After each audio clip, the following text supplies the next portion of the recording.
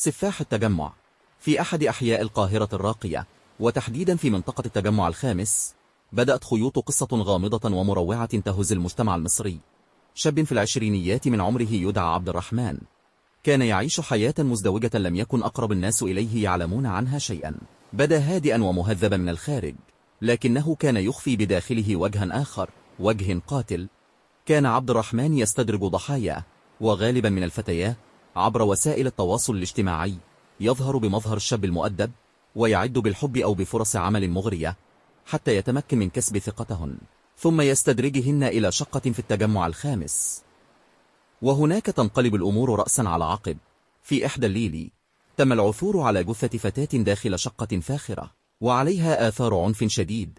بدأت الشرطة التحقيق، وسرعان ما تكشفت التفاصيل.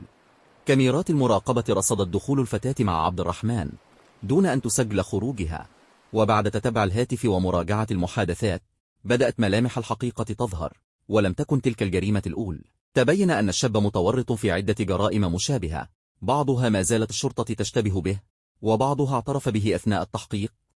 كانت جرائمه تتسم بالذكاء الإجرامي والبرود العاطفي، مما جعل القصة أكثر رعبا وأثار ذعر الناس. ألقي القبض عليه، وشهد الرأي العام صدمة كبيرة، إذ لم يكن أحد يتوقع أن شابا بهذه الهيئة يمكن أن يكون سفاح التجمع كما أطلقت عليه وسائل الإعلام.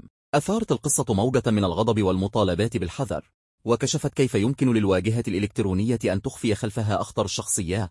وهكذا انتهت قصة السفاح في أروقة النيابة، لكن صداها لا يزال يتردد في نفوس كل من سمعها. وتحول عبد الرحمن إلى رمز للتحذير من الثقة العمياء بالغرباء مهما بدوا طبيعيين.